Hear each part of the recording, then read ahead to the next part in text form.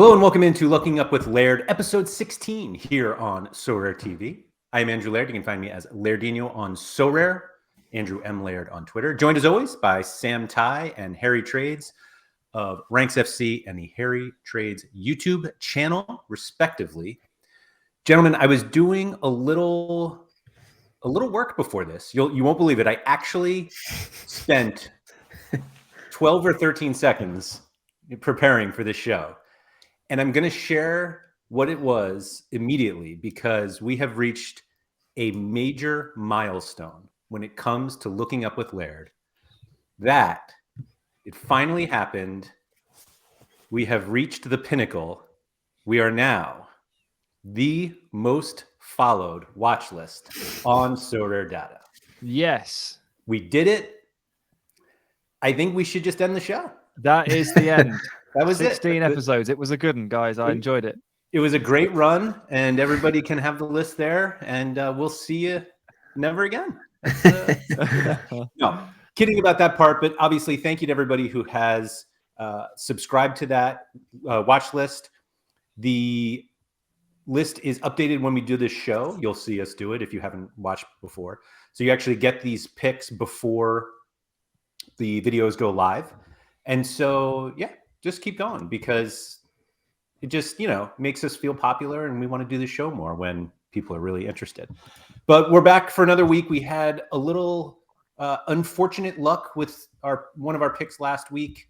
But in classic discussions of player picks, we're going to ignore that and talk about the ones that we actually got right. So, but again, we're going to add to the list for those who are unaware. There's this little notes section here. This is where everybody gets updated each week. And so we had the unfortunate Yimi Chara injury last week, although Paxton Pomykal absolutely smashing the AA last week, much to the chagrin of me because I didn't play him anywhere important because poor anyway. But Chara managed to get himself an assist before he did his hamstring. So he put me over the line in Cap 240 Limited. So thank you very much, Jimmy, for your very short but sweet start to the season. Hopefully back soon. I haven't seen the severity, but we'll see. We've got 4 more players coming up this week. We did not discuss any sort of specific league or age or jersey color. So these are just going to be 4, not random, but 4 guys that Harry and Sam came up with. Mr. Trades, why don't you kick us off for this week? Yeah, definitely. So my first pick came about actually last night whilst I was not able to sleep very much for some reason. Maybe I was just going over and trying to do my teams over and over again for the last 5 hours when I should be sleeping. And I'm sure many people are doing the same thing now coming up to Friday's deadline. But I came across a Atletico Mineiro forward that is under 23 that had himself a game and a half last night. And that player is Paulinho of Atletico Mineiro. Like I said, 96 last night, Laird.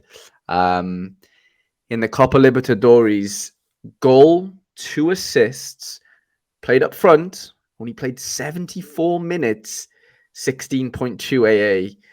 Just an absolute smash. Now, the only downside to this pick, well, the main downside is utility. The only reason why you want to buy a card, right, is, you want to play them in competitions, in covered competitions. And the Brazilian league doesn't come back until game week 363, which is a little bit annoying.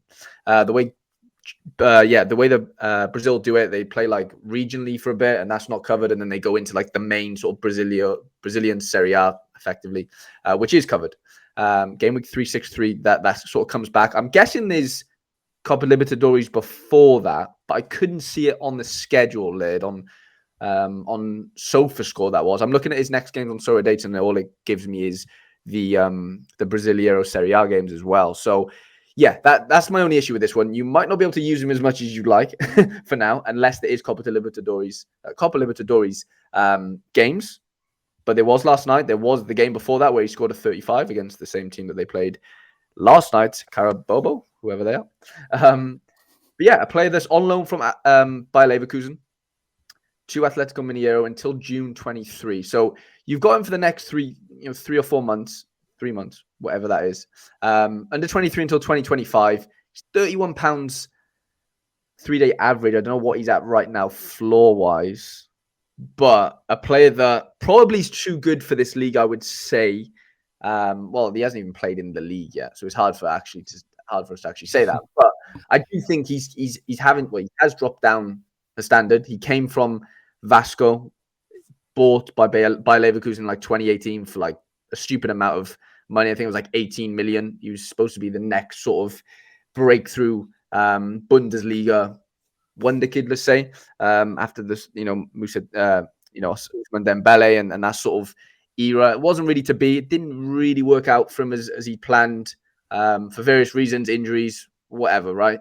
He's got a chance here to sort of go back home, per se, not to the club that he sort of came from initially, but a player that I think's probably going to be too good for the league and definitely the Libertadores as sort of a 2. So, yeah, I think you've got a potential under 23 forward, or summer forward smasher in Paulinho. So the Copa Libertadores plays the next 2 midweeks as well. Like Mineiro will play the next 2 midweeks, but their opponent hasn't been determined yet, which is probably why the schedule is not showing up. Yeah. So Mineiro is obviously like one of the bigger clubs in Brazil and has been one of these kind of so rare cheat codes almost. They have a little bit of Zenit in them because they do have a lot of good players. They did not get new cards last year. And so there are multiple cards out there. I have a few with like 12 and 13% XP. So, and Harry, as much as you love a good U23 team, you also love a good midweek team. And so you'll get that here. And the expectation is they'll continue to progress anyway. And that's when those matches are played. So you don't get like the weekend utility until like the regular full season starts up, but you will get some midweeks. And yeah, Paulinho and Hulk up front is about Hulk is probably old enough to be his dad, but there are plenty of, father-sons can just bang in goals together. It's fine. And nobody really cares. But yeah, it's an interesting one. Obviously, just playing regularly is more than he was getting at Leverkusen in terms of and now he's in a team that is expected to be more dominant that like Leverkusen was in Germany. And so yeah, that's a fun shout for sure. I like it. He did get quite a bad injury, to be fair to him. That's probably why he didn't really catch fire at Leverkusen. Like they brought him in a lot of money, as you said.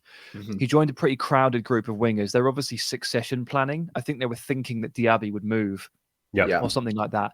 And I think he tore his ACL. So he spent a little bit of time out, and this is his opportunity to refine that groove. And he's really good. So if he stays fit, then he presumably will be a bit of a crusher here. I like the shout, and they play obviously next couple of midweeks as well. Just as a note, it's not my pick, but I recently picked up a Mauricio Lemos, who plays for Atletico Mineiro now, and he played in the same game, and he made his debut. Drops a 56 before getting injured, I think, in the 64th minute, or maybe he just got subbed off because he hasn't played for about a year. Yeah. So apparently this is now an Atletico Mineiro fan group, and we support them. I had no idea he moved there, to be honest. So that's a nice. That's an interesting shout. His L15's been ruined, by the way. Ruined? Well, yeah. Yes. It's now the 0 is 54. ruined. Yes. I was like, what do you mean? It looks great. I missed the 0. It'll update soon, and I missed it, unfortunately. But there you go. That's a bummer. I mean, the benefit with both of these players, not that we're talking about Mauricio Lemos as well, but I wouldn't expect any more cards to be minted because they don't have. I don't believe they have the Mineiro license right now since we don't have new cards. So there is a little bit of a premium there. I do want to point out what looked like an outlier card but actually it's just one of these wonderful ghost cards that somebody bought that I would love myself. What's that? Sorry, what? It's a ghost card. Is that a thing? Yep. Yeah, it's basically an error card. Yeah, they happen sometimes, and that's Paulinho's. So that's like a misprint. Yes, yes. And it's just blank. That's hilarious. I've never seen that. Oh, there's actually one. I think it was one of Mudrik's cards where there's not even a background. It's like it's like a invisible. This is not exactly what this show is about, but I have to look it up. I know the exact card he's on about as well. Hopefully I can find it because it's one of my favorite cards. There may be a couple of them. Here it is. Yay. Oh my So he God. had like one with his picture on it, but then they're literally sick. Like just straight up blank. Wow. Good old blockchain. The Invisible Man. Yeah, it's exactly what it is. But we're not here to talk about them, guys, please. Paulinho there. Yeah, I like that shout, Harry. And I would fully expect his price to move up when people realize like, oh, he's in this team now. And if he continues to start, I mean, like I said, Hulk is old, but always plays. But if you look at the scores that Hulk can put up, Paulinho's in that attack with him. And so with midweek utility also, that things are looking up. I agree. Thank you. Sam, who do you got for us? Who's not Mauricio Lemos or Mudryk? Yeah. So funnily, I mentioned Lemos before because basically he's a centre back, and so are my two picks. So I'm having a bit of a centre back party this week. Apparently, I'm going to go for Ferro first. Ferro, do you remember him? Well, he's back. He's back in a position where he can score big. I think he's back in Croatia, back at Hajduk Split. He took in a loan there, didn't he? And absolutely destroyed the place for a period of time. Like, it's ridiculous. Absolutely ridiculous. And he's recently moved back. Apparently, he can't play anywhere other than Croatia. Like, it's just not possible. Like, I don't know what's wrong with every other country, but this Portuguese man will only play football in Croatia. So he's back at Hajduk Split. The price is still pretty low. He's had a modest start. I think he's played a couple of games. One of them was a 4-0 shellacking at the hands of Dinamo Zagreb, in which he still managed to put up like a relatively respectable score, given that he's been penalised for, would that be minus 16 for the 4 goals? Are they minus 4? I think so. Yep, there you go. I mean, jeez. I mean, fair play to him for just treading water. But Croatia does seem to be a place where centre-backs can really thrive.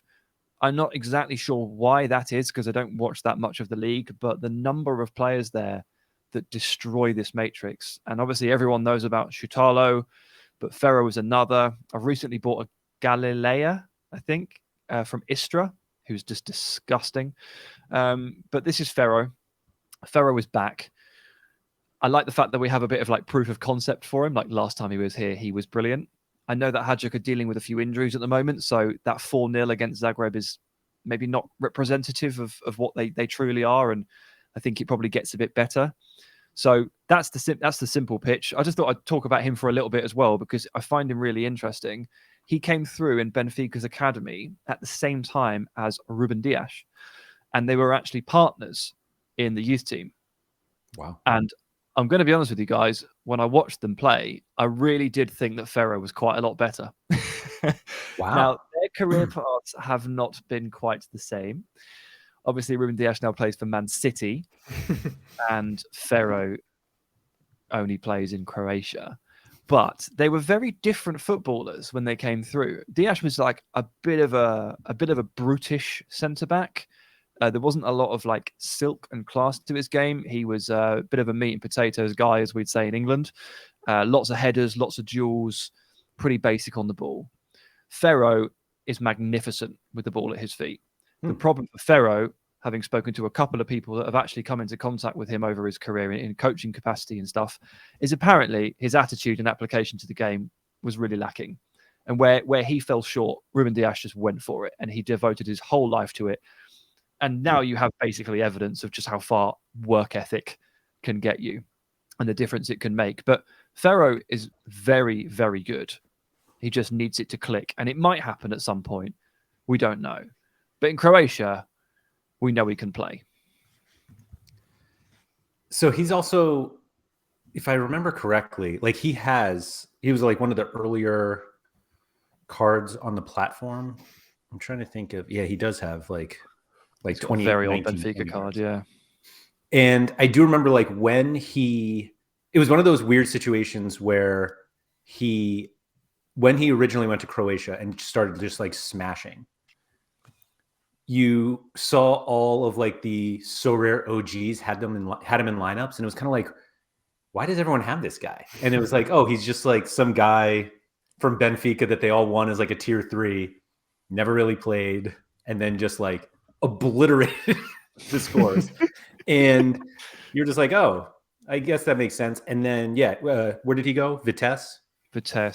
And I think there was an expectation that like he should be good there because he was really, really good in Croatia, and it just like didn't work out. And so it is kind of funny how this worked. Like you're just like, well, what's different? He's back in Croatia. Okay, well, look what he did in Croatia, and you're just like, oh, okay, yeah, that makes sense. I'm on board. It's that easy. The price graph is always fun to me. Like, but theoretically, like this makes sense. Like this is where he should be priced. If like where when he's playing very well, or when he's playing, his price should be up. And now he's playing again, and not to like compare to this whole section here of when he just was so much higher, but there's obviously room to grow, and there are people who were interested in the move recently. But if he can get back to those original scores, like this price seems kind of silly.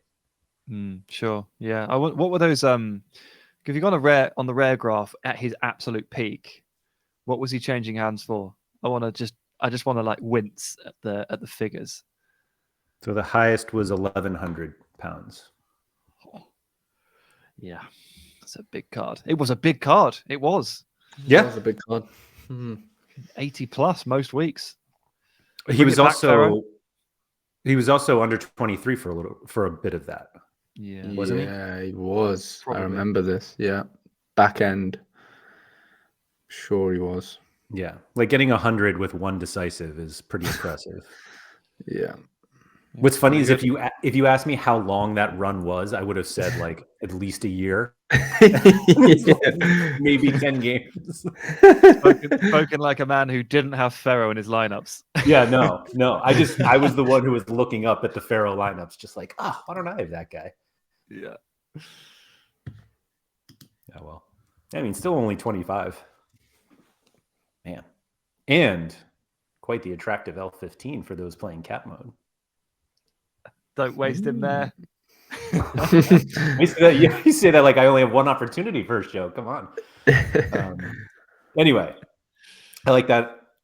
I like that call a lot. And you would almost think that our theme today were players whose pictures are for teams that they don't currently play for. Harry, you going to continue that trend? No. Well, kind of. Well, we're going with Santiago Rodriguez, which technically, he is in the team that he is now playing for, but on Sorare data, it says he plays for a different team. So I don't know how we're going to I'm not sure the move is official yet. Definitely not official, but I'm looking at a tweet right now that says Santiago Rodriguez arrived in New York today to undergo his medical and sign with NYCFC. Do they need to do a medical? Really? Yeah, he didn't just score 4 goals and have 14 assists last year or anything for the exact same club. But apparently he's signing until December 2027, which is a big old contract. We know obviously New York have ties with, the City Group sort of teams and stuff. So it doesn't necessarily mean to say he's going to be in the MLS for that long, because it definitely doesn't mean that. It just means that somebody has to pay big money for him, and if they want him, basically, because he has a nice long contract. But a player that absolutely smashed last year in under 23s. And I'm looking at his rare price, 0.29 roughly. I think you can actually buy him now for £34 for a limited. Seems like a bit of a steal when you take into consideration that I'm not going to remember his name, who was the absolute smasher last year for New York, the one who's just moved to Argentina, Maxi Morales. Sorry. Yeah, Maxi's now gone. And I'm not saying that that's all amazing for Santiago, because I think he learned a lot from Maxi and playing with him. But ultimately, a lot of that success last year for New York City, came through Maxi, came through Santi. But I think this year it's basically going to be the Santi show, I think, in that sort of midfield. I think he's going to play just in front of Keaton Parks, and James Sands has just recently gone back there. We were speaking before we went live, Laird. Sands has just gone back from Rangers to New York. Jeez. And I think is Castellanos going to turn up in a minute? Like, Pele will be back in a minute. I know. No, but I really do think Santiago has a ridiculously good chance to emulate what he did last season. Like I said, I think it was 4 goals, 14 assists, set piece taker. I think he's probably even more of a set piece taker now that Maxi's not there, you probably argue.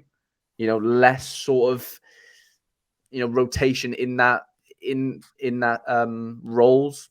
I know. I don't know. I think he'll be a more of a prominent player this season with Maxi not being there.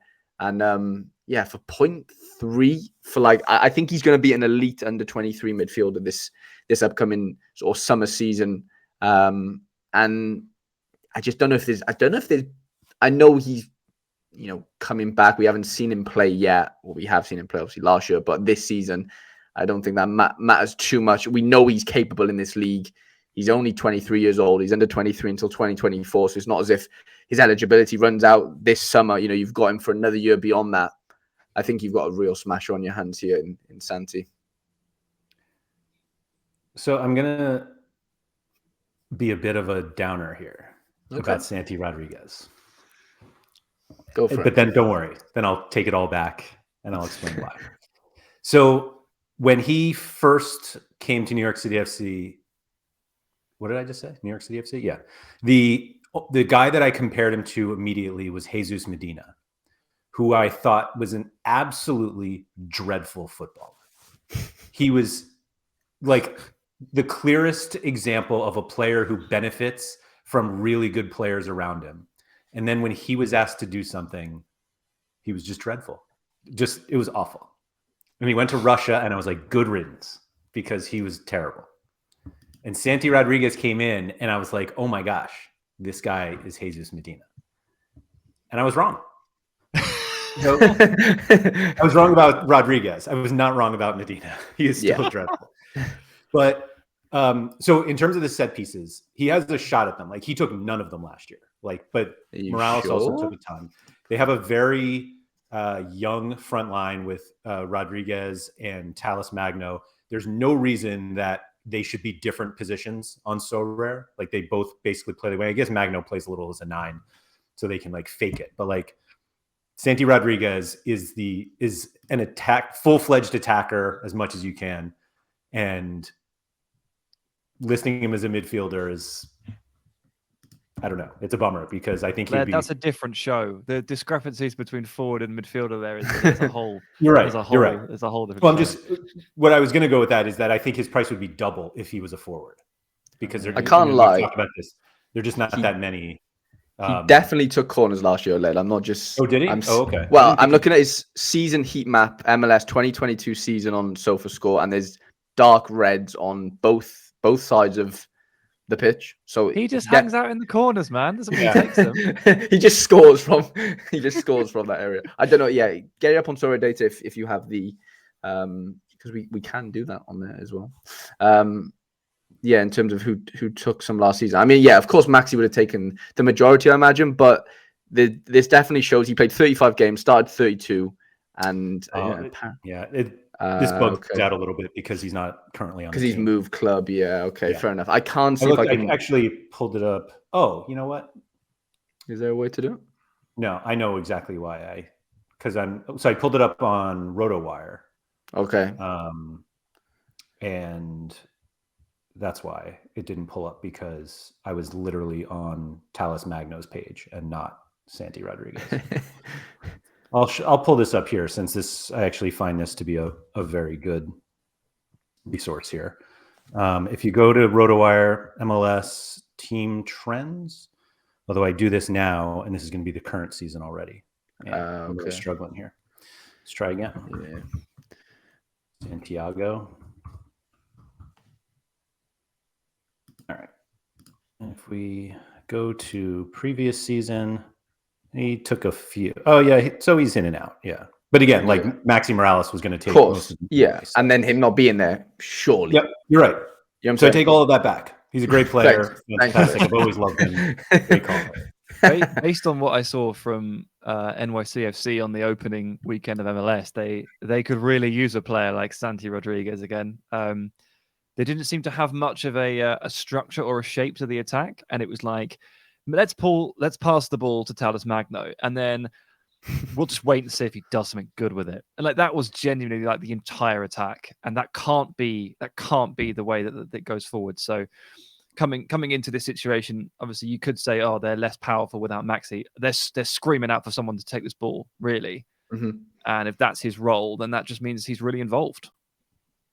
So the biggest reason why I expected New York City FC to take a step back this season was because they lost Morales and Santi Rodriguez, and being able to get the younger one back is a tremendous coup. I will also add that we're looking at this price chart, which looks like it looks absurd, and Talles Magno's looks similarly because they didn't. So both of them started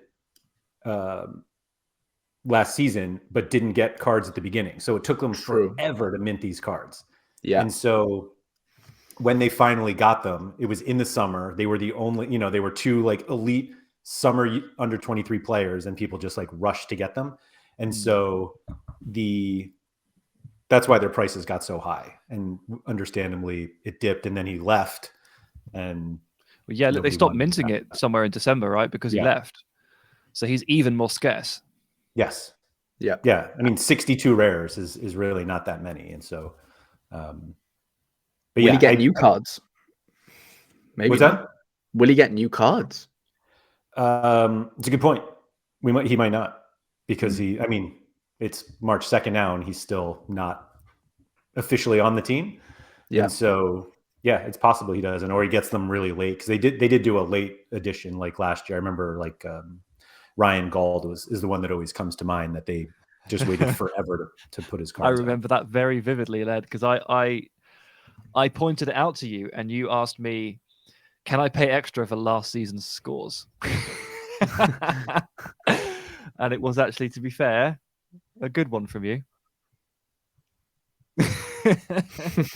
I got done by that. I bought a Jimmy Chara. Again, he comes up the face card because he hadn't been reminted, and the next day they brought out the new one, and his 5% went, and I was so angry. Yeah, it's always a tough one. Like we just never know. Yep, we know it's coming at some point, but you just never know. I like that one. Sam, why don't you finish this off today? Okay, so another centre back. This one's from Granada, my beloved. It's Eric Cabaco.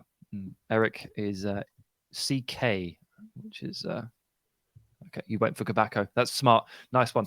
Eric Cabaco, who's L5, is pretty high because he has just been parachuted into the defensive line because of a pretty serious injury. Relatively serious injury to Miguel Rubio, who is Granada's best centre-back. He is an absolute monster on the matrix, and he's done his hamstring. And the suggestion is that he's out for 6 to 8 weeks. So that's a massive problem. But Cabaco is the backup. He stepped in at the weekend, and he scored. Sorry. Sometimes I say things, and I just think, what the hell? I swear Cabac plays for Hoffenheim now. He stepped in at the weekend, and he was, I'm going to be honest, he was way better than the other usual incumbent, Ignacy Miquel, Arsenal legend. In terms of the eye test, he was much, much better than Miquel. Put up a big score, played well. If he's in the picture, Granada is a really, really, really strong defensive team. Obviously, I've got Carlos Neva. The goalkeeper is pretty popular as well. Raul Fernandez is pretty popular. Yep. It's a really solid unit to buy into. If Cabaco comes in here and, starts to play, just look at that limited price. It's absolutely hilarious. It's less than a quid. Yeah. It's less than $1. Like, I don't know how long the L15 stays in, but like if I'm presented with a player like this, where I'm like, okay, you could get a little run here, and I can buy you for a quid, then I'm right in on it. Like, I'm absolutely, this is the nature of the game sometimes, and I'm making that gamble. He played really well, so that's enough for me to say, cool, Eric Cabaco, let's go.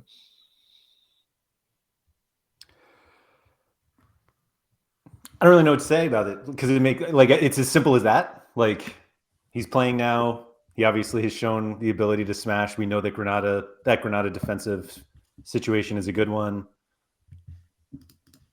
Yeah, just eyes open. Like, it's a short-term thing. Miguel Rubio will come back. Like, that's it. But if you need to plug a hole, and that's often what we're doing nowadays with the 240 or different lineups. If you need to plug a hole, Cabaco's in. He played really well. He's really, really, really, really cheap.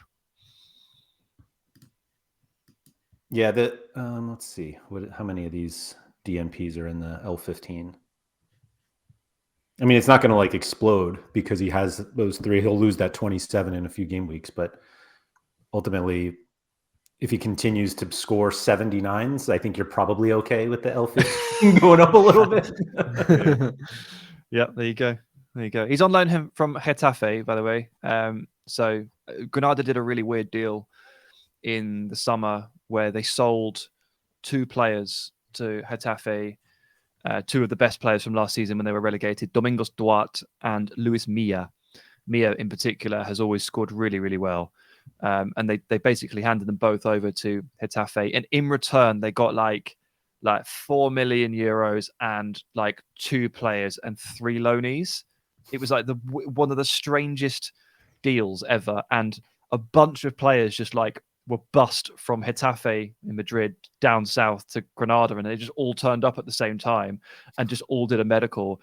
And they signed like Cabaco and Rubio and Jonathan Silva, the left back, and a few others. And they just suddenly, Granada had 5 new players to present, all from the same thing. It was one of the strangest transfers. It involved like 7 players. So it was quite fun. And Cabaco was part of it. So again, short term, like, he doesn't belong to Granada, but as long as you know what your parameters are and where your window is, take a look. Is there any expectation for next season yet? Like, where he goes? Not a clue, because it might depend on what division Granada are in for a start. Getafe are I think they're in the bottom 3, so it might depend on which division they're in as well. Yeah. So loads in the air there. Have no idea. Yeah, I mean, there's still plenty of season left if you're willing to spend 81 cents on a limited card. Go for it. Is this the cheapest player we've ever had on the show? It's got to be close. Got to be, hasn't it? It's got to be the cheapest player, yeah. Let's see. Even for today's prices, under $1 is quite special. Yeah. When you think I'm spending Close. 55 pence on non-eligible limited goalkeepers for training lineups from the J League. Oh dear, yeah. And that's the going rate. Like, that is legit. What I think 55p or 54 pence now, depending on the ETH, is the lowest you can list a player for. I'm pretty sure. Yes. Yeah. So that's why I'm buying these limited J League goalkeepers. Look at that. He's the best player in the world. He's the best player we've ever talked about. And he costs 81 cents, whatever it was. Wow. Yeah. I mean, if you're not getting something out of this watch list in this show, I don't know. You're doing it wrong, not us. It's simple as that. Simple as that. 100%. Gentlemen, thank you for that. As a reminder to everybody watching, you can just subscribe easily to this watch list. I think we got another one during the show too. Now 219, well on our way to 100,000. I think that should be the goal for the next 6 weeks. And yeah, like I said, it's available to everybody. This list was updated as we do the show, and the show is currently filmed before it airs, and so get a leg up on everyone else who is trying to scoop up these players when we talk about them. So subscribe to that. If you guys haven't liked the video, if you could please do that, and subscribe to Sorare TV. Strangely, we get more views, I think, on some of these videos than subscribers on the channel. and just subscribe to the channel. It's as simple as that. Wear your manners, as Quinny likes to say. So yeah, so we'll be back next week with 4 more players that we think are looking up. And at some point, we are going to do some sort of review where we talk about all of the cards or all the players that we got right and completely ignore the ones that we got wrong. And so stay tuned for that as well. So thank you, everyone, and we'll see you next week.